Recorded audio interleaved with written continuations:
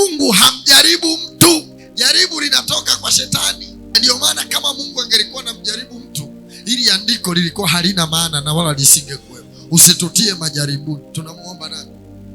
Tunamwambia nani asitutie majaribuni? Alafu Mungu huyo huyo ndiye anaruhusu majaribu. Inaingia akilini? Tafsiri yake unaposoma andiko kwamba usitutie majaribuni, manake Mungu hahusiki na kutusababishia sisi majaribu, ila Mungu anahusika kutuokoa tukiwa katikati ya majaribu. Mungu anahusika kutuponya katikati ya majaribu. Na ndio maana nikakufundisha siku moja nikakwambia, Mungu hakushughulika na wakina Danieli ili wasiingizwe kwenye tundu la simba, ila alishughulika na kuwalinda wasidhuliwe na simba. Kwa nini? Kwa sababu kazi ya Mungu ni kukuokoa katikati ya majaribu, ni kukutetea katikati ya majaribu. Ukielewa vibaya maandiko, unaweza ukasema Mungu ananijaribu. Mungu hawezi kukujaribu. Mjaribu ni mmoja tu, shetani peke yake, na huyo hakuacha, alienda kumjaribu hata Yesu mwenyewe. Jaribu linambeba shetani, anakuja nalo, anakusukumia wewe, unapambana kulizuia, yeye anakusukumia. Lakini wakati anakusukumia na wewe unavyopambana, haupambani wewe, Mungu aliye ndani yako. Hata kama mwili huu utachoka, lakini Mungu aliye ndani yako anasema na wewe, anakwambia utashinda. Endelea kupambana, utashinda. Unaona kama nguvu zinaisha, lakini roho Mungu ndani anasema nguvu za mwilini sio shida. Hii vita unaenda kushinda, unashinda. Ngoja nikupe faida moja uelewe. Wengi tunasoma habari za Ayubu, si ndio? Na tunazijua vizuri. Ayubu alipitia changamoto, alipitia. Angalia, Mungu alimchezea mchezo shetani, na shetani hakujua kama hapa mimi naigiziwa. Shetani na Mungu wanakutana eneo moja. Alafu Mungu anamwambia shetani, umetoka wapi? Shetani anasema nimetoka huko na humu, nimetoka kuzurura. Alafu anamuuliza, umemwona mtumishi wangu Ayubu, mwaminifu wangu, mtii, mnyenyekevu, mtu wa haki. Shetani anamwambiaje Mungu? Anamwambia si bure, ni kwa sababu wewe umemzingira. Laiti kama usingelimzingira, asingeyafanya hayo, angekuwa ashakuacha muda mwingi. Mungu anamwambia Ayubu, anamwambia shetani, anamwambia ninamwamini na ananiamini na ananipenda. Shetani anaomba kibali, anasema niruhusu nimshughulikie, uone kama hata kuacha. Akamwambia nenda, lakini roho yake usifanye nini? Manake kwenye roho yeye mwenyewe ndo akaenda akakaa. Manake sana bishara. Sikiliza, Ayubu saa ile roho yake ilishakaa pembeni. Roho iliyokuwa inabishana na ugonjwa sio roho ya Ayubu tena, ni roho ya Mungu yuko pale. Anasema kwa sababu nimemwamini, siwezi kujiangusha mahali nilipomwamini, nitakaa hapa mpaka ushindi utoke. Kwa shetani anafikiri anapambana na Ayubu, kumbe anapambana na yule aliyebishana naye kule nyuma. Sijui kama unanielewa. Na ndio maana nakwambia siku zote, ukianzisha vita na watu wanaomwamini Mungu, usifikiri kwenye akili yako kwamba unashindana na huyo mtu. Huwezi kushindana naye. Aliyeko hapo ni Mungu mwenyewe. Kwa unaposhindana naye, unashindana na Mungu mwenyewe. Usiku kucha ulali, unakaa kwenye tunguri, unakaa njia panda, unapasua mayai, unapasua nazi, unateseka bure. Unaita unamloga nani? Tetemeko. Tetemeko hana shida. Aliye ndani ya tetemeko ndio tatizo. Hiyo ndio shida nyingine. Si kila jaribu linaweza kuja kwa ubaya. Naongea na watu hapo. Kuna jaribu lingine linakuja na muonekano wa kitu kizuri chenye kuvutia. Angalia jaribu la kwanza ambalo shetani analipeleka kwa Yesu. Yesu amechoka na ana njaa, amekaa mahali ana hema tu, akaokota jiwe akaliweka hapo. Alafu shetani akatoka hapo, akamwambia sikia, kama wewe ni mwana wa Mungu, geuza hilo jiwe kuwa. Kwani ilikuwa ni jambo baya? Wewe si mtenda miujiza, unasubiri mpaka kunguru alete mkate? Mamlaka unayo na uwezo, geuza jiwe liwe nini? Mkate. Nataka nikwambie, Yesu hata kama angekuwa jangwani ana kiu ya maji, alikuwa na uwezo wa kufanya hivi, alafu maji yakatokea akanywa, alafu kile chemichemi ikakauka. Uwezo huo alikuwa nao. Lakini shida unafanya kwa mamlaka ya nani? Shida ndio iko hapo. Si kwamba Yesu alishindwa kuligeuza jiwe kuwa mkate. Hiyo ilikuwa ni kitu simple sana. Kama aliweza kubariki samaki na mikate, alafu watu wakara 5,000 wanaume wenye nguvu, sema jiwe kwa mkate. Lakini nani amesema ugeuze? Unajua madhara ya Yesu kuligeuza jiwe kuwa mkate, nini kingetokea? Maana yake angeivua mamlaka alionayo, angekuwa amemtii shetani kwa kusema geuza jiwe, na akageuza. Maana yake tokea pale nguvu ya matamko ya utawala angekuwa nayo shetani. Na ndio maana nataka nikwambie, liko jaribu linalokuja kwa maumivu, na liko jaribu linakuja kama kitu kizuri kinacholeta faraja kwenye maisha yako. Usipokuwa na macho ya kiroho ya kugundua ni jaribu gani linatokea, umeenda na maji. Yeye kuona anatokea tu mtu usipojulikana, alafu anakuwa anashakuotea kwamba saa hii una shida, anakwambia chukua 50,000. Na ukijiangalia umeshawaza, umechoka, unapokea. Alafu akuombi namba ya simu, anaondoka. Huwezi amini, zinapita siku 3, 4, 5, mwezi, yule mtu unakutana naye tena. Ukikutana naye tena anafanya kitu kingine.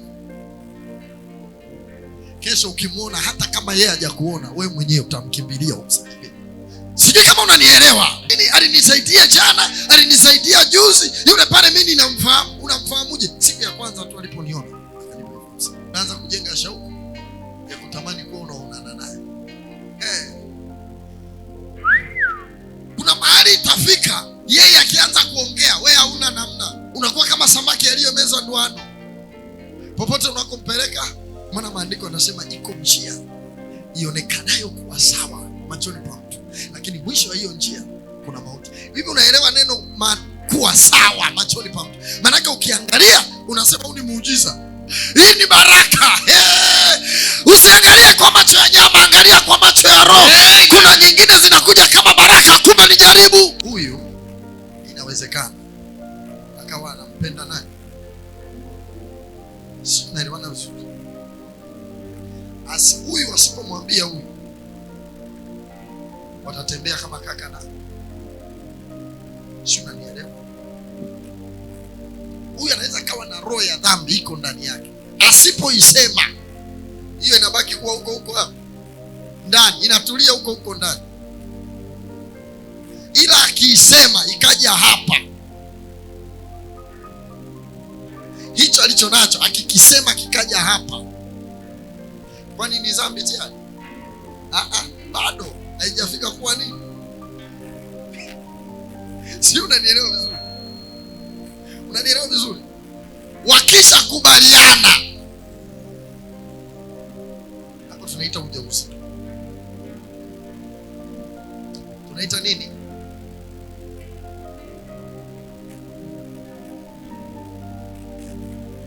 Huyu analapa ndiko ndani, akamshirikisha huyu, maana yake huyu kamtia kwenye majaribu. Sasa mchungaji yule jamani, shetani naye anasema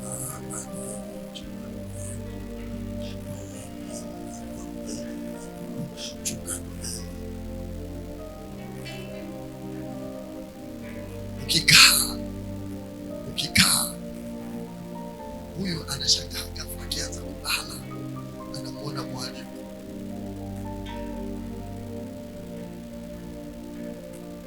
Mapanda anaanza kufanya nini? Kwanza panda, yanapanda. Shetani yuko nyuma ya jaribu. Tunaelewana vizuri? Analishindikiza. Anashangaa huyu akija kanisani, mwanzo alikuwa anamuona kama mchungaji, alikuwa anamuona kama baba, lakini sasa hivi anapomwangalia kuna sura nyingine tofauti na ile ya Sijui kama mnanielewa. Tabia inaanza kubadilika, inaanza kukomaa. Mwisho wa siku na majina yanabadilika. Sio tena baba, sio pastor tena. Wewe mwenyewe unajua mambo yanabadilika. Inafika hatua dhambi inatokea sasa. Ikishatokea, shetani anasimama mzima. Unajua tukio linalofuata? Tunaelewana vizuri? Mshahara wa dhambi ni nini? Mshahara wa dhambi ni nini? Sasa mauti inayozungumziwa hapa, hatuzungumzii kufa kimwili. Tunaweza tukawa nao hapa, mimi na wewe, tusijue hawa watu wapoje, wanafanyaje, lakini rohoni is dead.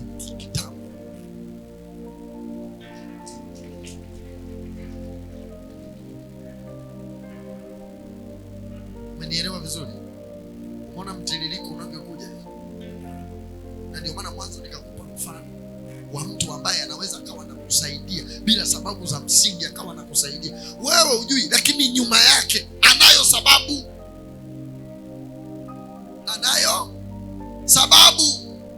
Ila kwa kuwa wewe huijui, wewe unaona kile kinachokuja mbele yako, ila nyuma kuna jambo. Na ndio maana maandiko yanasema iko njia ionekanayo kuwa sawa machoni pa mtu, lakini mwisho hiyo njia ni mauti. Mazingira inaweza kukufanya uingie majaribu. Mazingira. Na ndio maana nikakwambia epuka mahali, watu, vitu vinavyokujaribu. Epuka. Ukiona kuna mtu anakulazimisha kukuletea jaribu ambalo litakupeleka dhambini, na baada ya hapo mauti itadhaliwa, kimbiana na huyo mtu. Kwa sababu kuna majaribu mengine sio ya kukemea, sio ya kuomba, ni ya kukimbia. Sio kila kitu katika jina la Yesu navunja, na vingine havivunjiki. Sio kila kitu unaweza kuvunja. Namba 3, omba kwa Mungu. Omba kwa Mungu pale unapoona jaribu. Omba kwa Mungu pale unapoona jaribu. Omba kwa Mungu. Sio ushirikishe watu. Omba kwa nani? Pale unapoona nini? Jaribu. Luka sura ile ya 22 mstari wa 4b. Ombeni kwamba msiingie majaribuni. Sema amen. Unatakiwa uwe mwombaji, kwa sababu majaribu mengine hukujia kwa sababu ya kuto kuomba. Kuna majaribu mengine yanakuja kwa sababu haufanyi nini? Hauombi. Ukiwa mwombaji, hata jaribu likija, ile nguvu ya maombi itakusaidia kukuepusha na hayo majaribu. Sasa maskini ya Mungu, maombi huna. Lango la majaribu likifunguka, utaenda tu na maji. Na kwenye eneo la maombi, kiukweli tulio wengi ni wavivu. Tunaombaga tu hasa pale ambapo tunaona mambo yamekuwa magumu sana. Hapo ndio tunajitoa amo sana kuomba. Lakini nataka nikupe siri hii. Hakuna wakati mzuri kuomba kama wakati wa amani.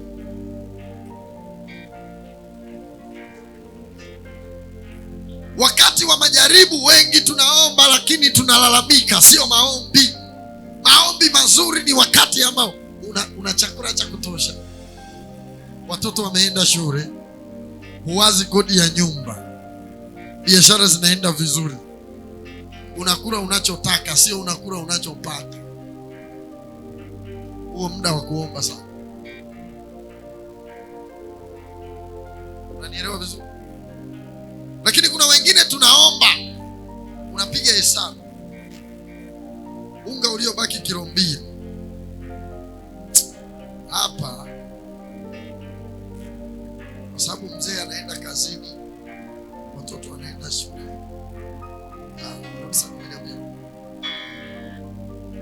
Ninapiga mfungo,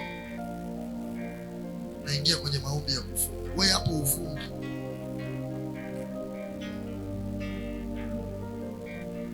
hapo ufanye nini? Unazingua hapo, ufungi.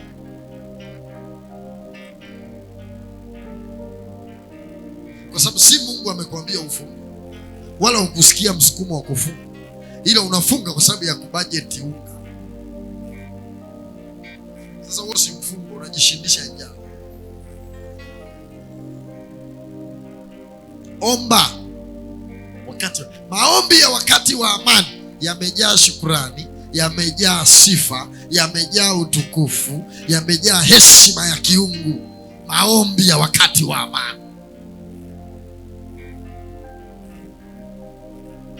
Lakini ukisubiri magumu ya kukute ndio unaanza kuomba, ndio vile umeomba leo, umeomba kesho, umeona ujibiwi. Mungu nioni au angalia, mbona unaponya wengine, mimi uniponyi? Hayo ni maombi. Sasa ni nini? Lawama na manunguniko.